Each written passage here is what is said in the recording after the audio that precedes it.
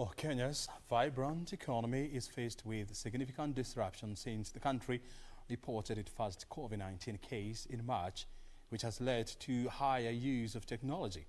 According to Technology Service Providers of Kenya, TESPOK Chief Fiona Asonga, the shift in the use of technology is here for the long haul, supported by, among others, increased e-transactions and dynamism in consumer demands. Asonga had a sit-down with our reporter Regina Manyara to take stock of the use of technology in Kenya and build a scenario for the future. How has Kenya then adopted to the use of technology since it confirmed its first case of COVID-19? Joining me is the CEO of Technology Service Providers of Kenya, Madam Fiona Asonga. Thank you for your time. Now, how has the COVID-19 pandemic shifted the use of technology? I think COVID-19 has come at the right time as a catalyst for technology adoption, which is not just in Kenya but globally and in the entire African continent.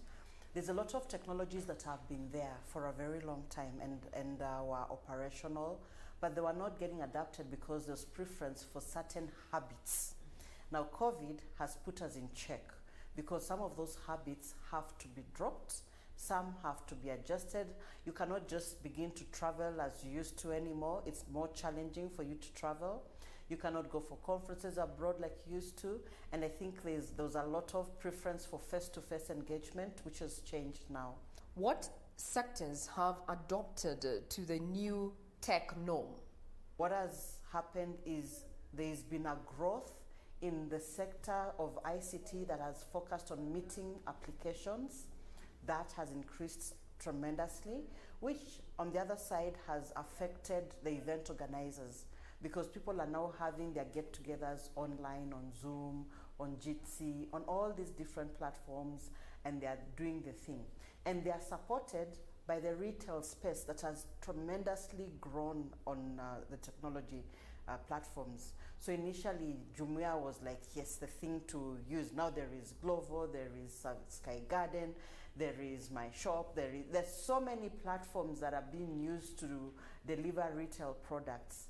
And the products range from all manner of things you'd want as an individual or as a corporate. Talk about stationery, talk about furniture, talk about fast-moving consumer goods, the foodstuffs, talk about fruits and vegetables, talk about meat, poultry. You know, thinking back, you'd never think of sending someone to go and pick you vegetables. But today, because of COVID, I'd rather make a phone call and ask the grocer to deliver the vegetables to my house. I'd rather make a phone call or buy online, go to a platform, order, and know that I'm going to get my piece of steak being delivered. We like to go out. We are social people. Africans by nature are very social. We love to go out with families and sit out and have all these extended gatherings. Now they are controlled. Even for issues as important as funerals, they are so controlled. Having 15 people at a funeral, that's the biggest challenge. When you come from a large family where you are 12 children, then you are counting spouses of the children. It's impossible to pick the 15. But technology has given us the opportunity to still engage and to participate. And I think what is coming out of this is the need for us to have a change of mindset. We are being forced by COVID to change our mindset and to look at technology as sufficient platform for engagement for us to be able to reach out. What are the emerging trends? One of the most interesting that I never thought would happen so fast was the medical platforms. Being able to have consultations online and you pay for the consultation and the doctor gives you a prescription and you're able to forward it to the pharmacy that you don't walk to and get that delivered. That was really interesting. Platforms like Livia. No one would have thought that the doctors would agree to do that consultation over the phone. Because in the past, when you call the doctor, he tells you, come and see me, come to my office, let us meet. It had to be one-to-one interaction. And that has really changed. And the other that has really had quick adoptions has also been the retail space. Supermarkets are realizing if they don't partner with a platform to ensure that their goods go, then nobody is visiting the shops. Now, is this a shift in use of technology long-term or short-term? especially post-COVID-19? So there are areas where it is going to stay, and there are areas where it is just for now. Issues that were raised a year ago about quality of service delivery to the consumers are being addressed because they are so critical right now. If you have a platform that doesn't care about the consumer, you cooked.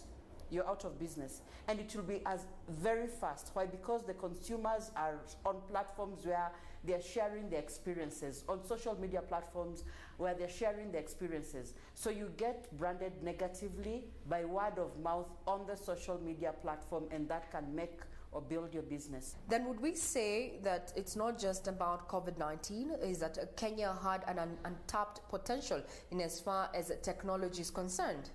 We've had very many innovation hubs in Kenya that attract a lot of people from all over the world. That means as a country, we already have the potential.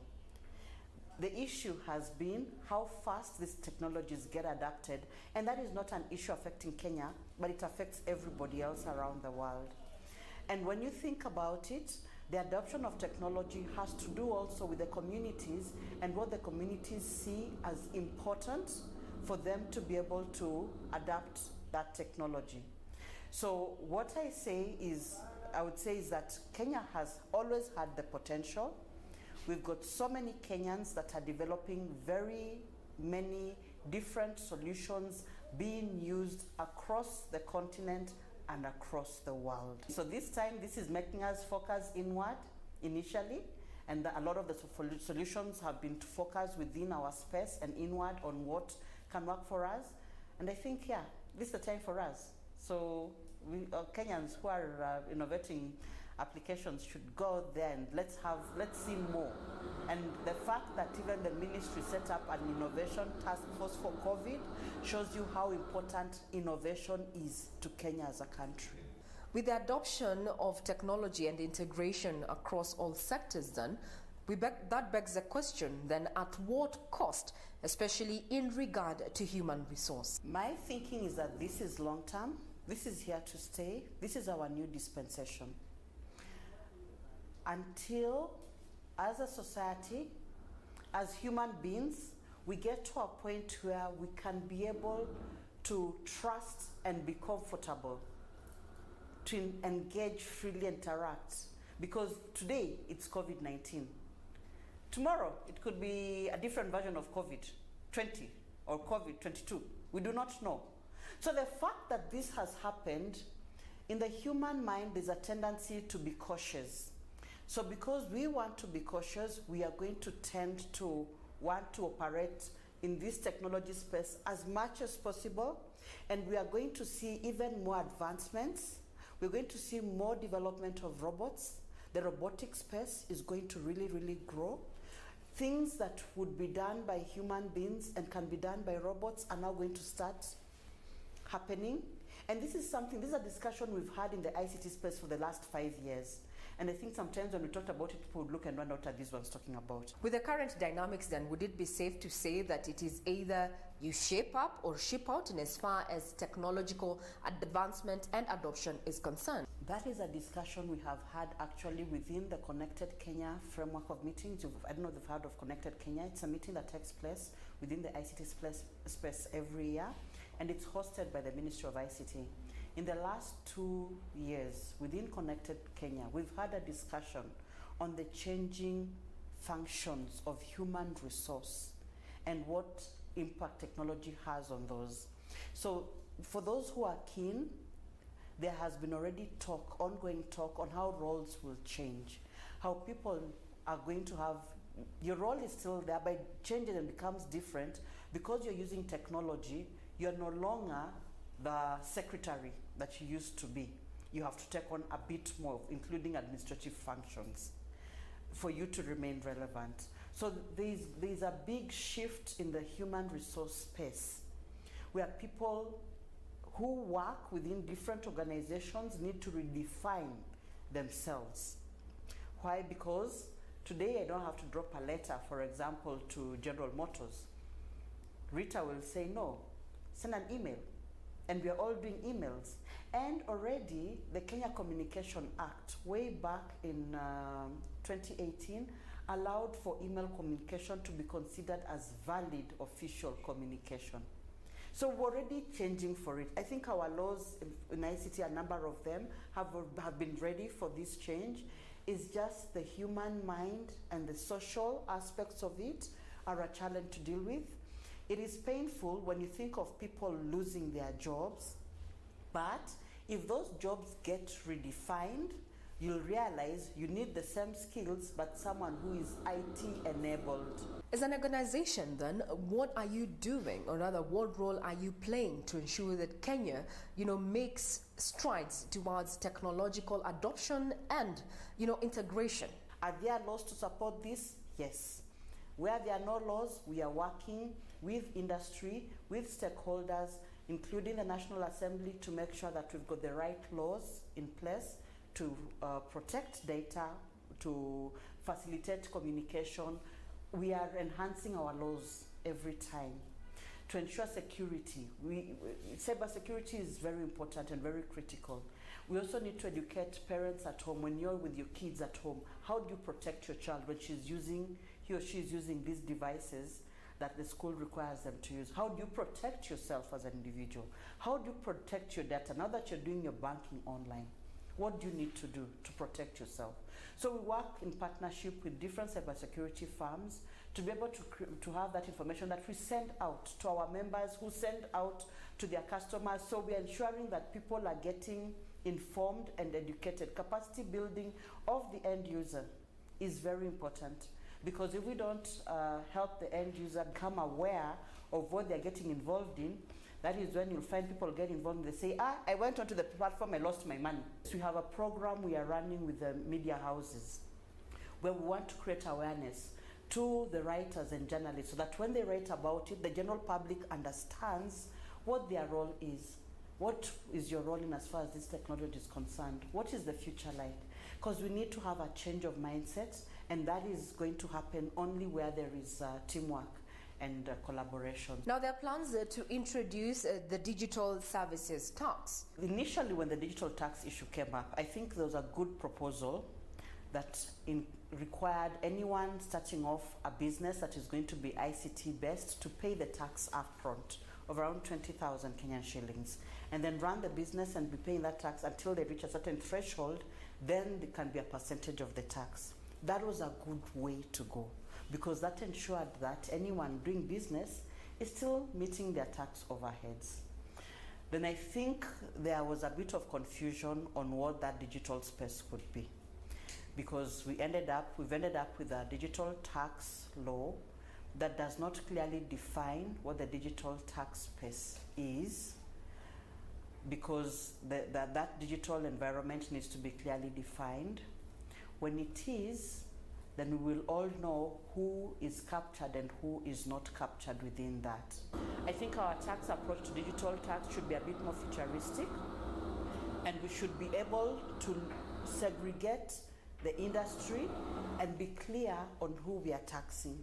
Because if we add that digital tax, we have companies in this space that are going to have a cumulative tax of up to 68%. Now, when an economy is heavily taxing its investors, who will come in and invest? Where are we going to get the tax revenue for the next round? It's going to be impossible to raise our taxes to meet our expenses as a country. So we need to see where the appropriate balance is so that we can still know who exactly gets out of the net of the existing taxes that we need to tax, and to what level. What is the future of Kenya's digital space? One thing that is coming out clearly is that technology actually can be a tool that can be used to ease service delivery, the benefits of which go to the mwananchi. The Wanjikus are able to benefit directly. And the beautiful thing is that the technology implementations to make sure that those services are available are not too complicated. They're not things out of space. They're things that have been there. people have used them, but we're just not adapting. So I would say that I think we are, in a lot of areas, we are here to stay. We're going to see much more as we try to ensure that our economy continues to grow and we're able to do business as usual. Our social spaces are going to transform. I've never seen churches looking for internet like they have this time round, and mosques and places of prayer. It was never a requirement. But this time it's like, hey, if you don't have a YouTube page, if you don't have a Facebook page, you're in trouble. Yet some of these churches are the ones that criticize technology and demonize it for so long, but today it is working for them. In fact, I would say God is turning things around and things are working well for everybody, especially those in the technology space. And this is where everybody needs to come into. Thank you very much, Madam Fiona, for your time and insight in regard to technological advancement and integration in the wake of COVID-19.